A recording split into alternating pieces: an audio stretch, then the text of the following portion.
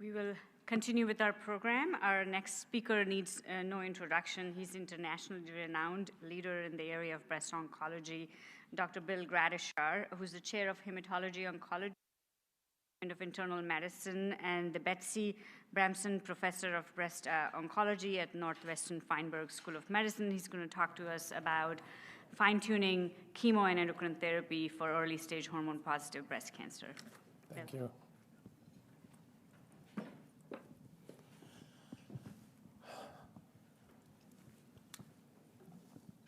Well, thank you very much again to the organizers for the invitation. And I think the discussion we had at the very end of the last patient we discussed before the break is apropos for what I'm going to be discussing. And as I alluded to, there are several key points that came out of that discussion that I'll show you some data on. So this is sort of what I'm going to do. The big picture meaning, I'll show you some guidelines you can't read. And I'll try to give you arrows to where the nuance is in the most recently updated guidelines. And then we'll talk a little bit about TAILOR-X and our exponder. TAILOR-X was updated again by Joe Sperano. The soft text data trial that was from outside the US, the ASTRA trial that looks at the role of ovarian suppression that in many ways mimics in a smaller scale the outcome of what we see in soft and text. And then we'll talk about the updated data from Monarch-E that Stephen Johnston presented. And then finally, Olympia-A, and how do we integrate all these? I mean, there may be a case where you could use a lot of these different elements in the same case, assuming the level of risk was high enough. So if you look at the guidelines, and this is what they look like for the most recent version that was just put online in the last couple of weeks for hormone receptor positive HER2 negative disease, in postmenopausal women with either T1 through 3, N0, or node-positive disease, we have a number of different options, including the integration of molecular assays to help us determine whether or not chemotherapy has a role or whether we can avoid it. And then, of course, you all know that with respect to endocrine therapy, which really isn't what I'm going to talk about at great length today, there are a number of different options. You can give tamoxifen. You can give tamoxifen in sequence with an AI. You can give an AI. You can give an AI for 5 years. You can give it AI for longer. You can combine it with ovarian suppression. And in an individual patient, again, based on the risk, the age, et cetera, all of those factors come into play. Now, this is what I was alluding to try to blind you after lunch if you're not somnolent already. And that is, if you look at the adjuvant endocrine therapy options, which I was talking about a moment ago, it's really in the small font that you're not going to be able to see that we start to pick up the nuance, some of the new things that are included. And that is that we have data that supports the use of CD4/6 inhibitor in select patients. There may be patients who have concurrent BRCA mutations and how to potentially use abemaciclib or a PARP inhibitor. Neither or both are part of the decision-making that one has. Similarly, ovarian suppression also becomes an issue, particularly in younger patients at higher risk. And then in premenopausal women with T1 through 3 node-positive disease, again, for most of these patients, as we already discussed, chemotherapy would be viewed as the standard of care. However, you know, there may be patients who, for whatever reason, are bucking at that recommendation and are reluctant to receive it, and it becomes an issue of whether ovarian suppression optimally delivered could equal the effects of chemotherapy. And of course, we don't have a test that trial that directly looks at that, although we have one that is going to be initiated very soon. So let's talk a little bit about the molecular assays. We're not going to talk about them all, so we're going to focus on what's relatively new. And I'll be the first to say that, you know, there may be some proponents of the 70-gene assay, which could be viewed as an acceptable alternative in some situations, certainly as a prognostic tool. Whether it has the predictive ability that we would suggest the recurrence score has, I think is clearly debatable. But Joe Sperano updated the data from the TAILOR-X trial, which is depicted here. You're all very familiar with it. And in the patients with very low recurrence scores on the far left, they were assigned to endocrine therapy. And as you know from the New England Journal of Medicine paper several years ago now, these patients had an exceptional outcome. They did very well. And at the other extreme, Arm D, even with the updated data where you have scores above 26 all the way up to 100, these patients clearly benefit from chemotherapy. And I think I hid the slide that looks at the updated data from San Antonio, but suffice it to say the magnitude of benefit from chemotherapy in that group is substantial. So for those patients, we clearly recommend chemo. So it's really the middle that we focus on, and that was really in those patients who have a score between 11 and 25, do they get endocrine therapy alone or should they get endocrine therapy plus chemotherapy? And now with the updated data that was presented at San Antonio shown here, it's hard to distinguish any difference between those lines. So whether you're looking at invasive disease-free survival, distant relapse-free interval, overall survival, the lines are pretty much superimposable. And you can see in yellow in the box on the right, when the data is updated compared to the primary analysis, which is shown in yellow, the numbers are about the same. So there really is no advantage in this subset of patients globally in that full range of 11 to 25 for giving chemotherapy beyond endocrine therapy. You're not gaining anything. But of course, there are some issues, and these were evident when the data was first presented, and that is looking at patients who are younger. Might there be some benefit from chemotherapy? And we recognize that in premenopausal women, or using, say, age 50 sort of as a surrogate for menopausal status, that there did appear to be some benefit, particularly in those patients with higher scores. So again, if you look at the bar diagrams, IDFS on the left and distant relapse-free interval on the right, in patients with lower scores, meaning up to 15, there was really no added benefit from chemotherapy in either one of those parameters. But in patients having a recurrence score of 16 to 20, there is a modest but perhaps real additional benefit from chemotherapy. And clearly, the difference in the bar diagram and the bar graphs for those with scores between 21 and 25, the third and sixth pair of bar graphs, clearly show that there is an advantage derived from giving chemotherapy. So for the entire group, the message was chemotherapy doesn't add anything, but of course there's nuance looking at patients who are younger, particularly those who fall in a category we might think of as premenopausal. And this drives the point home a little bit more. This is, again, updated data that Joe presented. And if you draw your attention to the right table, the 12-year distant relapse-free interval for patients under the age of 50 with recurrent scores between 16 and 25, including clinical risk, again, in those patients who had a higher clinical risk, even with a lower score between 16 and 20, there's still an advantage from chemotherapy in absolute terms for about 3%. And the magnitude of that benefit goes up much higher when you get in the recurrence score of 21 to 25, whether you're low clinical risk or higher clinical risk, chemotherapy should be recommended. So again, this is the node negative data. Now, the Our Exponder trial, which again we're all familiar with, Kevin Kalinsky presented that about a year ago, and this was a trial that included patients who had up to 3 positive nodes.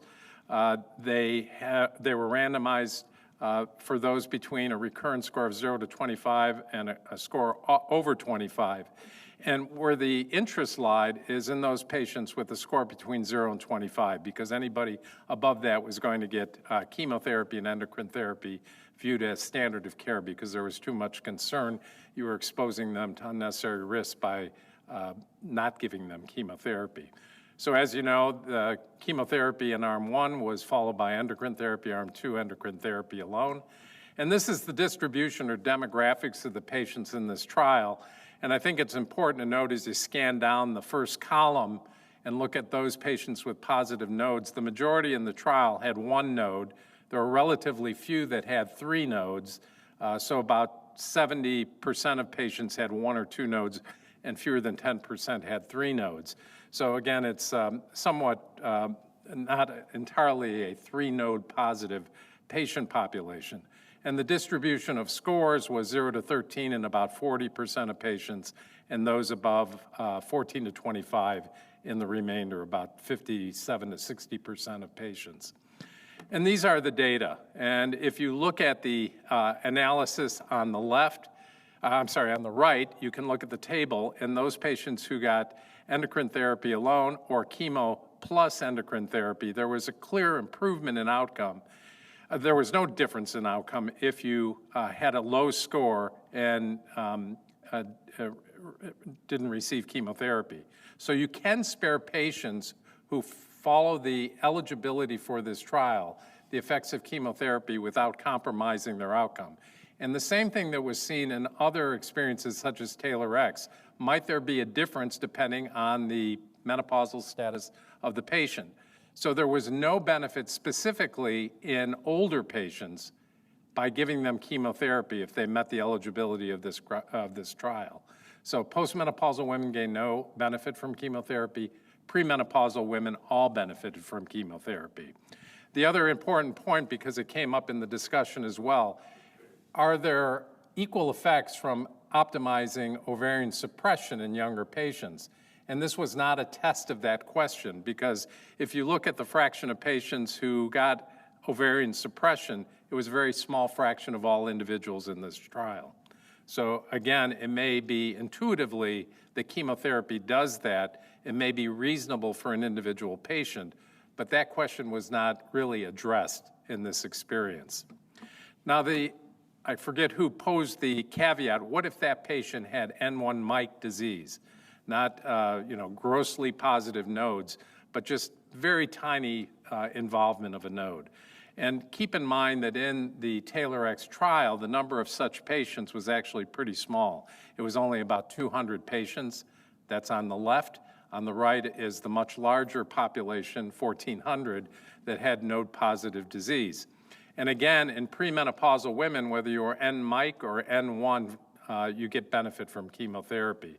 And the magnitude of benefit was about 7% in those with N1 Mike disease, but again, a small sample size relatively speaking, and clearly in the general population of node positive, it was about 5%. Now, what about the question of ovarian suppression? We've heard about and been aware of the soft and text experience for many years. It's been updated. There were 2 trials that comparable arms have been combined, but keep in mind that the soft trial actually asked the question of whether ovarian suppression adds to monotherapy with endocrine therapy, where the monotherapy was tamoxifen. And the text trial was really asking the question, in those who are going to get ovarian suppression, does tamoxifen or exemestane as the partner make any difference? And they combined those like arms and followed those patients out. And what did we learn from this experience? And this has been updated as well. So we knew from the past that the addition of ovarian suppression to tamoxifen reduces the risk of recurrence as well as death. And we know that when you add exemestane to ovarian suppression compared to tamoxifen and ovarian suppression, that there's a modest incremental improvement. And these data were updated at San Antonio, not this year, but the year before.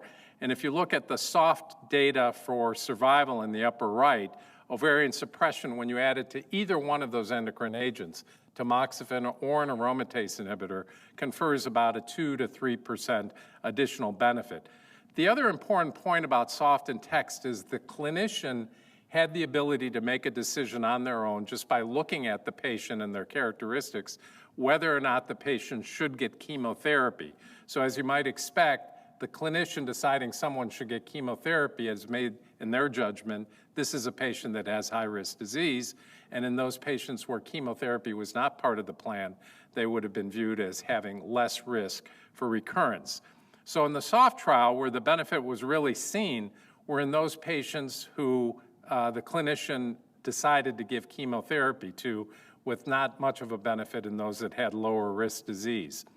When you combine soft and text, particularly in the chemotherapy cohort that's in the lower right. So again, clinicians made the decision, high-risk patient, I'm gonna give them chemotherapy. You start to see a spread between the curves, and there's evidence that using exemestane plus ovarian suppression confers a survival benefit compared to tamoxifen of about 3%.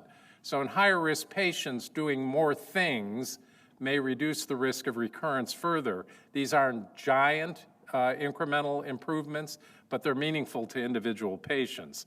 Now, of course, the other part of the discussion in any patient like this, and we all have them, is there are some patients who can't tolerate ovarian suppression, the side effects related to it, or patients who have difficulty with an aromatase inhibitor compared to tamoxifen. So we may have to make some concessions if we want to, keep the patient on some form of therapy to reduce risk, and we may not in every patient be able to optimally treat them exactly with what we want. So we have to follow side effects carefully. So if you look at the soft and text populations, this is the updated data that was presented a year ago, keeping in mind that about 40% of the patients were lymph node positive. Follow-up is mature now with at about 13 years. And if you look at the difference in the curves, there's a modest, but at 12 years, about 2% advantage with respect to distant recurrence. And if you look at survival, it's less than 1%. That's for the overall population. In the patients who did not get chemotherapy, and as I mentioned, how you would define this is in the eye of the clinician. This patient didn't have sufficient risk based on their age or clinical characteristics. And if you look at the soft data on the left or the soft and text data on the right, it's actually fairly hard to discern much of a difference between the curves. You can actually look carefully, maybe there's 1%. But for those low-risk patients who don't get chemotherapy, the addition of ovarian suppression may not add that much additional benefit. And again, just to drive home the point, if you look at those who got chemotherapy, the so-called higher risk patient population, on the left in the soft trial, where it's also questioning whether ovarian suppression with endocrine therapy compared to endocrine therapy alone makes a difference, there is a stepwise improvement in outcome with the addition of ovarian suppression. And on the right, you can also see that the addition of an aromatase inhibitor compared to tamoxifen with ovarian suppression does make a difference. The lines are close, but they're small additional benefits that accrue to patients that fall into the high-risk group who got chemotherapy. Now, the other trial that recently was presented, this was from ASCO this year, 2022, last year I should say, looked at a similar design for patients who were younger, less than the age of 45, ER-positive disease, stage 1 to 3 disease, and they had been treated with definitive surgery and chemotherapy, and then were randomized to receive tamoxifen and ovarian suppression with gazerolin or tamoxifen alone. And they had to have a serum FSH level that was above 30, and they were evaluated every 6 months for 2 years. And this is the characteristics on the left of the ASTRA trial in terms of demographics, in some ways very similar to what we see in the soft high-risk chemotherapy group in that trial on the right column. Both were premenopausal women, age was about the same, a similar fraction of patients had node-positive disease, similar low level of HER2 expression, and how they followed menstrual history and ovarian function is a little bit dissimilar, but overall you get a general gestalt that they're looking at similar things. So in this group that had higher risk disease, younger, higher risk patients, the addition of ovarian suppression in the form of gazerolin to tamoxifen improved outcome by about 5%. So disease-free survival did indeed improve with this strategy. And this is the trial that's ongoing to more definitively ask the question of whether you can achieve the same thing with ovarian suppression alone or whether you need to have both ovarian suppression and chemo. So premenopausal women with a recurrence score of 16 to 20 or 21 to 25 or node-positive disease with any score between 0 to 25 would be randomized to chemotherapy plus ovarian suppression and an AI for 5 years, or ovarian suppression plus an AI. And this, in a more definitive way, in this trial of 4,000 patients, will get to the issue of whether or not some patients can be spared chemotherapy and you achieve the same effect simply with optimizing endocrine therapy. So changing gears, the other thing that came up in the discussion earlier was whether we may have places where we can use, in a sense, enhanced endocrine therapy in the adjuvant setting. And this has been addressed. You got 3 drugs. There's going to be 3 trials at least because everybody wants part of the game. And the palbociclib data, I think you're familiar with. I'm not going to go into it in great detail, simply to allude to it on this slide. The PALACE trial was a postoperative trial looking at endocrine therapy alone or endocrine therapy plus palbo. The PENELOPE trial was a trial that looked at patients who received preoperative chemotherapy but had residual disease. And if you look at those purple rows, what you can see is when you get to the hazard rates, they hover right around unity. And it's been the consistent opinion of statisticians that no matter how long you follow these data, it's not going to become positive. So both of these trials failed to demonstrate the addition of palbociclib provided any benefit. At the other extreme on the bottom is the NATALEE trial. That hasn't yet been reported, but looking at a similar population of high-risk patients, they're asking the question of whether the addition of ribociclib, in this case for 3 years, would add risk reduction over endocrine therapy alone. And of course, the MONARCH-E trial, has been presented already with positive results and was updated by Stephen Johnston this year at San Antonio. This is the design of the trial. As you remember, these are hormone receptor positive, HER2 negative patients who had, they could have been pre or postmenopausal. They were randomized to abemaciclib plus endocrine therapy, either AI or TAM, or endocrine therapy alone. There were 2 cohorts. Cohort 1 was the biggest population of patients. These were patients that either had 4 or more positive lymph nodes, 1 to 3 positive lymph nodes, and 1 other feature that took into account grade or tumor size. And the second cohort, which was smaller, and you can see on the pie diagram in the lower right, the relative size of these different cohorts. Cohort 2, you could have had 1 to 3 nodes, Ki-67 greater than or equal to 20%, and a grade 1 or 2 and a tumor less than 5 centimeters. And the primary endpoint of this trial was disease-free survival. When we first heard the data from this trial, it was at 15 months of follow-up. There is now 42 months of follow-up in this trial, so the data is much more, we have much more confidence in it. And this is following that data out now to the point where it was presented recently, and it clearly shows that the addition of abemaciclib in this population reduces the risk of recurrence, and in absolute terms, there's a benefit of about 6%. And you can see that as each year passes, where they're following the analysis over time, that the DFS and distant relapse-free survival is actually expanding. It's not staying static or coming together, but as you get out to year 3, there's about a 40% reduction in distant free survival. So it's increasing with time. The overall survival data, because not that many patients have had deaths in this trial, is still immature. So it's a good thing for the patients, but there's no survival evidence at this point. Now, one of the interesting things, of course, and we talked about this in passing, is that Ki-67 was very much part of cohort 2. But if you look at the larger cohort, cohort 1, and look at Ki-67, it's actually not predictive, but it is prognostic. So if you look at the solid lines, which are high and low, versus the hatched lines, which are Ki-67 low, or the solid lines, which are Ki-67 high, it doesn't matter. If you got abemaciclib, you did better, but if you had a higher Ki-67, the prognosis was worse. And as is true with anything, when we make a more complicated cocktail, you buy more in the way of side effects. This was discussed somewhat this morning. In the metastatic disease setting, there are more GI symptoms when you add abemaciclib to the typical regimen, so you have to forewarn patients about this. There are some other unusual side effects, including interstitial lung disease, as well as clotting that can occur in a small fraction of patients.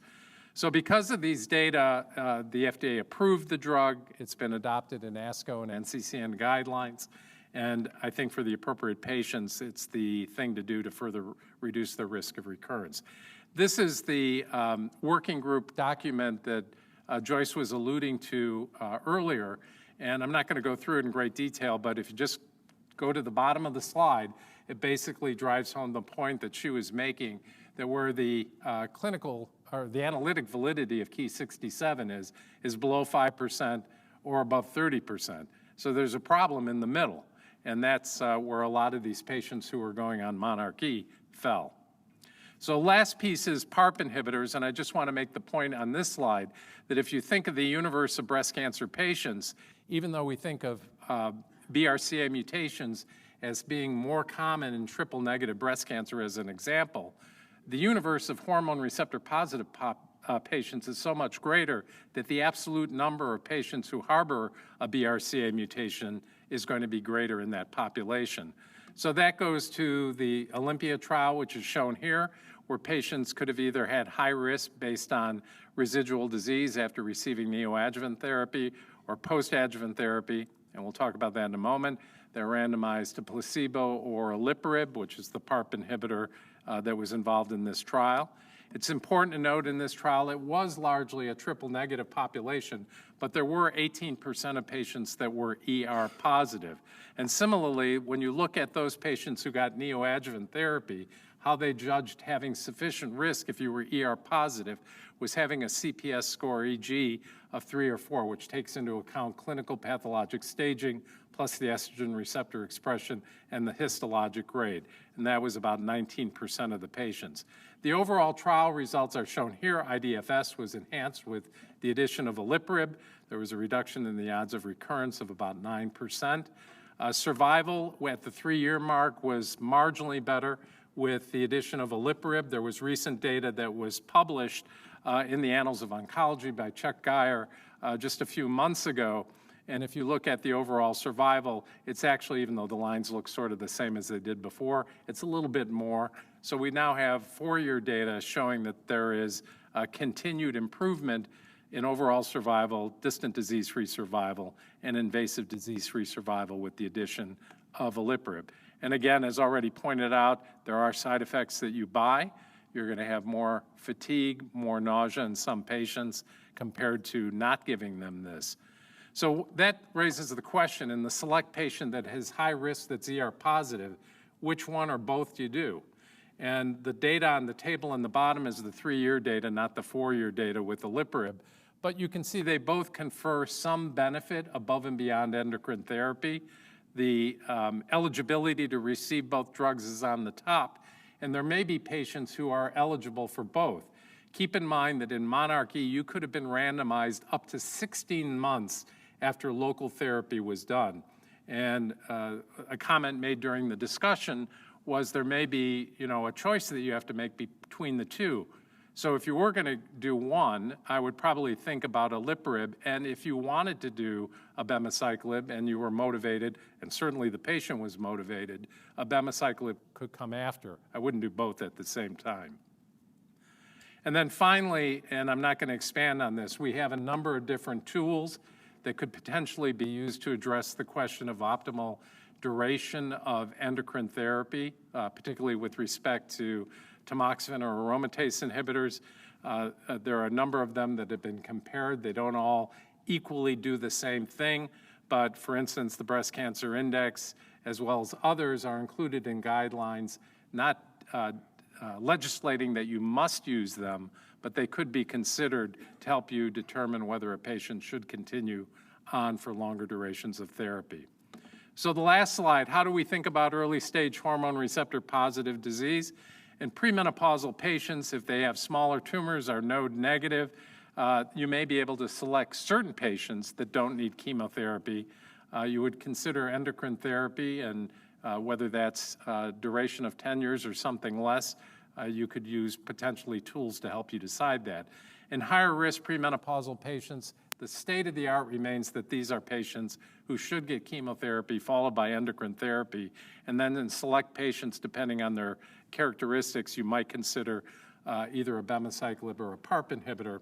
And in postmenopausal patients, we clearly have more data in low-risk patients that you don't need chemotherapy in a significant chunk of them. And in higher-risk patients, again, depending on the score that they may have using one of the tools or their clinical characteristics, they can't avoid chemotherapy entirely, endocrine therapy should be part of their plan. And even in these, we have to think about whether or not a PARP or CDK4/6 inhibitor should be part of their plan if they have sufficiently high risk. So with that, I'll stop, and I thank you for your attention.